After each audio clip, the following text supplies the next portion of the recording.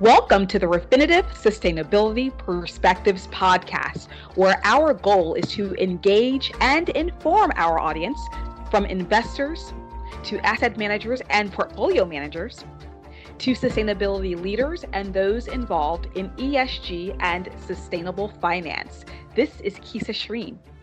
Today, we're going to talk about 4 trends that were accelerated by the COVID-19 crisis. And our guest, again, is Guillaume Mascotto, Vice President, Head of ESG and Investment Stewardship at American Century Investments. Guillaume, thank you for joining us again today. Thank you so much for having me again. So, according to a recent survey conducted by American Century Investments, healthcare continues to be a key impact investing area. And with news about new coronavirus vaccines, other factors such as supply chain and accessibility are at play when discussing healthcare investing. So, Guillaume, let's start with the state of healthcare today. What, if any, elements would you add to make this thought leadership more relevant for right now in the final weeks of 2020? Sure. Well, indeed, what a year so far, right? And I think it's going to continue to be what a year even next year.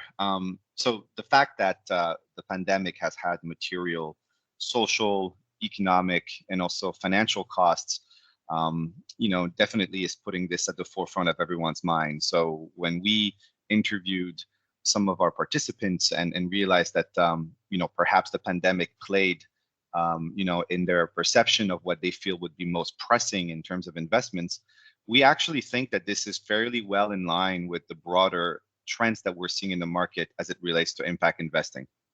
What do I mean by that is, if you look at all of the United Nations Sustainable Development Goals, one of them, which is goal number 3, it stands for good health and well-being, is one of the most popular. We're seeing this across a lot of different strategies, and investors are very much interested in healthcare. So even if the results show a slight dip, if you will, in the appeal for impact investing, the fact that it sees a big focus on healthcare for us actually doesn't make it at odds with the broader trends that impact investing is actually going to be, if you will, a new standard in the institutional and also retail markets for investment management. And so I would say that that's definitely a first observation. And then the last observation is, if you look at the breakdown of the generations that were participating to this survey, the millennials across the board still found impact investing very appealing. So net, the study is still positive for us. It shows a continuity of the overall trend towards shifting away from your kind of traditional investments to something more impact focused, right, to help in the environment and society. But also the fact that it's healthcare is indeed linked to that, right? So at the end of the run, we're very positive about the results. So that is trend 1. Trend 1, healthcare is on top of the list when it comes to impact investing. Now, trend 2, let's talk about regulation. Specifically, Guillaume, what's your take on the regulatory environment around the green economy? So as the landscape across different regions and outside the US is changing, what do investors need to do to understand these changes? And I'm thinking about the green recovery as one specific item. Well, I mean, so one thing that we believe strongly in is the interest for ESG investing in general will continue irrespective of regulatory changes, right? So what we mean by that is, definitely under Biden, who's been dubbed as the green president, we will see a resurgence, if you will, of the role of the federal government in environmental policy setting. And that's definitely going to be a positive, right, for climate change related initiatives, such as, for example, joining the Paris Agreement again, restoring some environmental legislations that were rolled back under President Trump. That being said, if you look across the board, whether it's the United States, Europe, whether it's Asia, the topic of climate change is a universal topic. Everyone agrees that this is going to be very important, not just for the economy, but also for us as a society and our relationship with the planet. So given that, and if you bring in the economic realities attached to technological innovations in renewable energy, for example, which is competing heavily with conventional energy, a lot of people are saying, look, it just makes sense now. It makes good business sense to invest in the transition towards a lower carbon economy.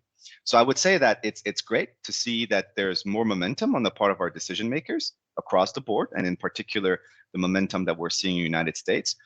But globally speaking, investors will continue to focus on these longer term green trends, if you will, because they make economic sense. And we've been saying this for quite some time, that ESG should not be measured in terms of what's happening in a parliamentary debate. It should be looked at it from an economic lens. And when it comes to transitioning towards a lower carbon economy, it does make economic sense.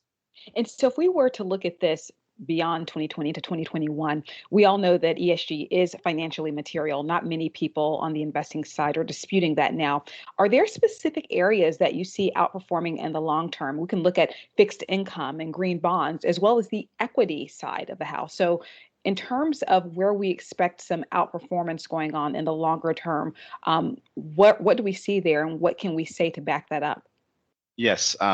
So to go back to what I've mentioned earlier when we talked about healthcare, the fact that we're still tackling the pandemic, that there's some obstacles right around cost, storage of the vaccine, distribution of the vaccine, and the fact that the results are still preliminary, this will continue to position healthcare equities as one of the favorite themes, if you will, for investors in 2021. So we think definitely there'll continue to be some attractiveness in some of those more innovative healthcare companies, especially the ones that are emphasizing medical innovation, and also the ones that are emphasizing access to medicine globally, right? So not just creating the innovation, but also rendering it accessible to less fortunate nations. So that's going to be a very important topic.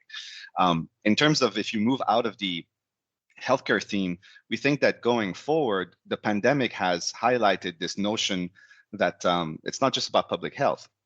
It's also about the environment, because when we did implement those drastic measures to bring the lockdowns everywhere, it for some reason, as you may have observed, it also cleared out the air. So a lot of people are saying, look, it's not that bad, right? We're realizing that by doing less travel, that by doing less industrial activity, we can have a positive impact on the environment.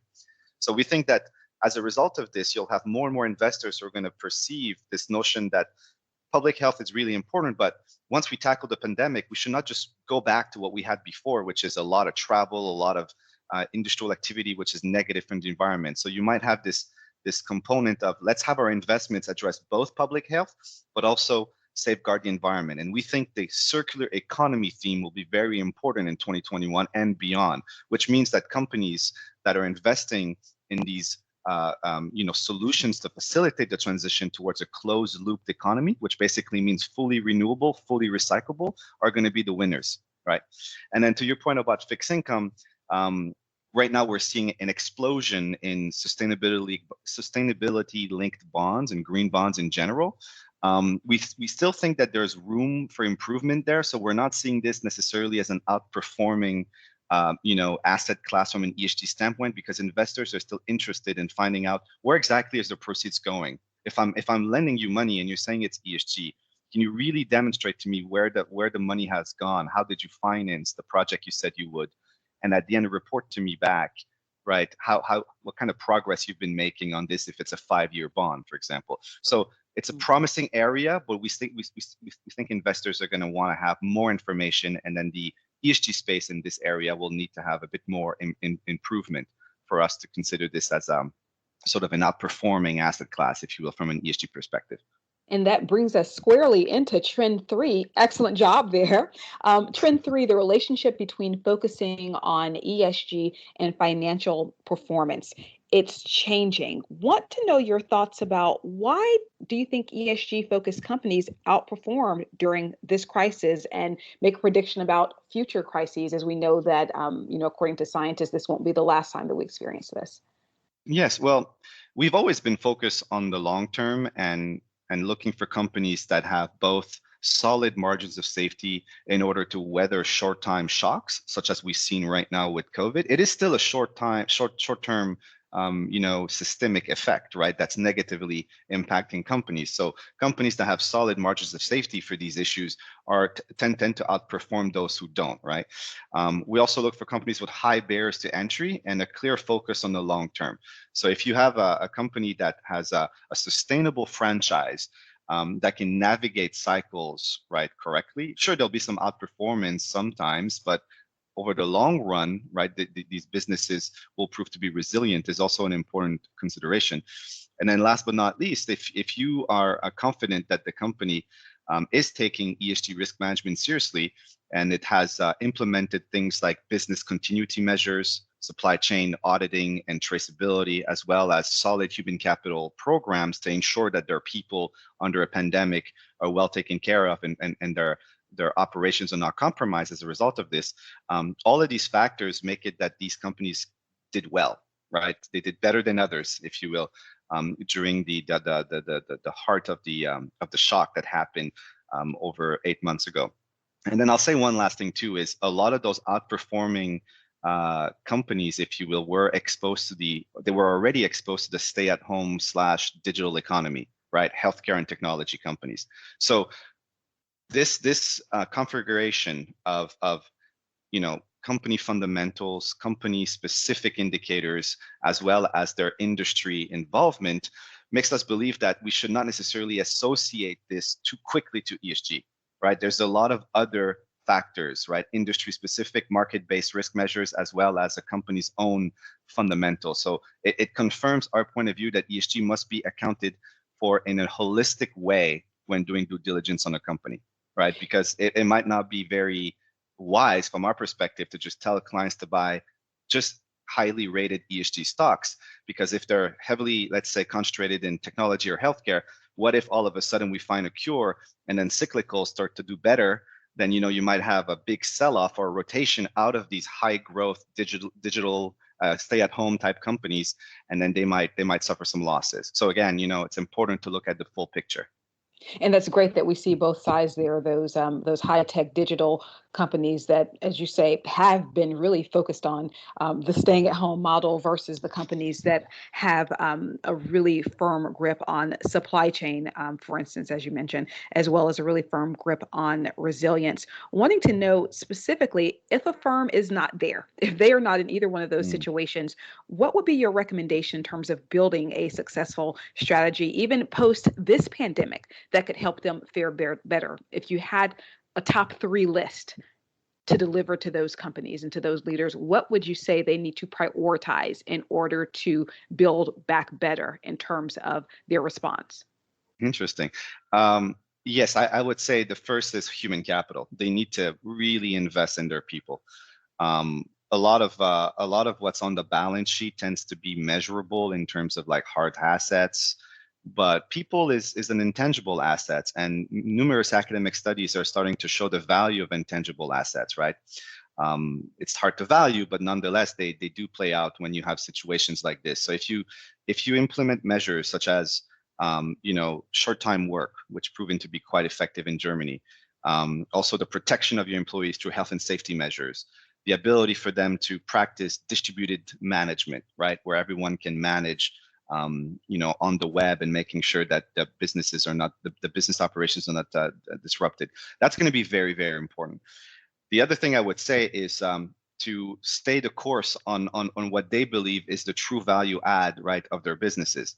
If a company decides to abruptly change and go towards something else, and then they indebt themselves, they make the wrong move because they do it from a tactical perspective, then that might not prove to be a longer term sort of strong return on capital in our perspective. So having the right long-term strategic direction is also very important in order to make sure that these companies continue to innovate, but at the same time, they don't lose sight of their core assets, which is what is generating a lot of the cash flow usually, and it's what a lot of companies tend to rely on in order to transform themselves towards maybe another company going forward. So I would say these 2 big things, right? So human capital and also long-term strategic vision, but without abruptly changing away from their core assets.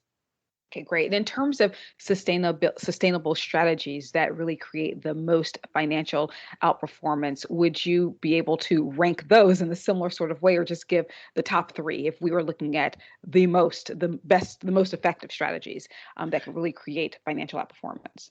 Yeah, for us, core ESG integration is really the strategy we would recommend because it allows for more flexibility in terms of finding companies within an investable universe, right? It broadens your investable universe, right? And also it allows you to integrate alpha inputs at the same time as ESG inputs. What do we mean by that is if I'm excluding parts of my sector, right, outright, I might be missing out on some opportunities, as I discussed earlier, who might be investing in the future, who might be poised for reinvention. We call this ESG inflection, right? So that's one. And then because ESG is an input into the investment process, integration allows you to create some hybrid thinking where you can take some ESG metrics, combine them with financial metrics, and come up with actually an integrated thinking when doing due diligence on the company. If I'm just deferring to a third-party data provider and I'm using that as my sole input into my investment process, I'm not really doing integration. I'm doing more of an insert, if you will, or I'm an overlay, and I'm limiting my ability to integrate. So we would say definitely, core integration is our more optimal strategy here for outperformance, followed by engagement. But we think that they go hand in hand in most cases, because if you're trying to find a company that's poised for improvement, using engagement is a way to follow how the company's progressing, measuring their progress, that is, and reporting it to their clients, and also encourage them, right, to make improvements. Negative screening, unfortunately, here, as I discussed, is something that we would recommend only if there are strong investment values that clients have, such as investment beliefs or faith-based beliefs. Definitely makes sense to implement negative screening, but taking too much out of the investable universe could also position clients in a maybe risky area, because there could be some interesting companies in a sector that they don't like who might be poised for reinvention. There's a lot of examples that I can name on the healthcare and also in the energy sector, where companies might not look good from the third-party perspective, but when you open the hood, if you look under the hood, that is, you can find some interesting stories here. We call this ESG rising stars. Well, you know what? That's a great segue into the last trend 4, renewable energy. And just wanted to get your thoughts. Has COVID served as a push toward energy transition? Do you see there being short-term gains versus long-term gains and losses? What are your thoughts about that? Wow, that's an interesting question. So, well, I think the long-term gains is companies now are going to be more prepared. They know that these things can happen. It's not just in the movies that pandemics can occur, can happen in 2021 and beyond. So they're going to be more prepared to ensure that their operations are not disrupted and that they can continue to do business as usual. Another thing that I think will come out of the pandemic is this notion of global supply chain risk management. You've alluded to that earlier as well. Companies that have global dependencies, when there is a international shock, they can be vulnerable. So there's now a trend whereby customer preferences are shifting towards more locally sourced products. And so that, I think, will be interesting from a sort of national industrial policy standpoint, right? How can companies reinvest back home and making sure that they have less dependency on global supply chains? And then the question of the environment, as you said, we're cleaning the air by doing a bit less, and we're able to kind of digitalize and start reducing our footprint in general. So how can we leverage off the progress we've made in the past couple of months for it to be a truly longer term sort of international commitment, so that we can all say, look, it is possible to reduce our carbon footprint. We just have to have the will to do it, not being constrained to do it because of pandemic, but there is an opportunity for us to actually bring about positive change. So I think that's going to be something interesting to watch for, which goes back to what I said earlier, that this pandemic really highlighted the notion that the environment must interact with public health. And at the end of the run, when it comes to investments, investors are going to want to look into how they can place their money in a way to safeguard both their planet, but also their health. Great information, Guillaume. Thank you so much. Starting off with the good health and well-being SDG being one of the most popular goals, and really focus that in on our trend one around healthcare.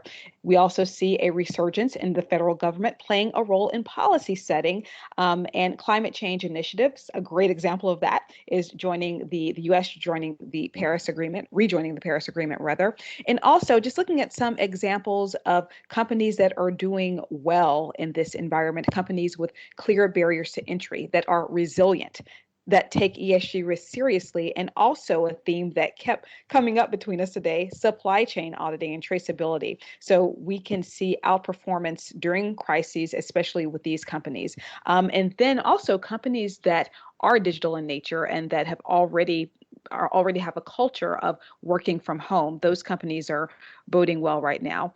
For companies that need to improve in this area, starting always with human capital, starting with your people inside the firm. That means protection around health and safety. I know we've seen a lot of stories about that, particularly over the last 8 months.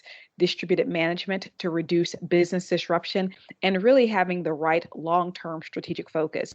One of the things that we brought up in terms of what can be done better is core ESG integration. This broadens your investable universe and also allows you to integrate alpha inputs at the same time as ESG inputs. So really focused on hybrid thinking around the company there. And then clearly firms that are really focused on supply chain management are really turning a corner. Global dependencies can make a firm more vulnerable. Companies who are reinvesting at home may be turning a corner and doing more of that. Guillaume, thank you so much for such great insights on all 4 of our trends today.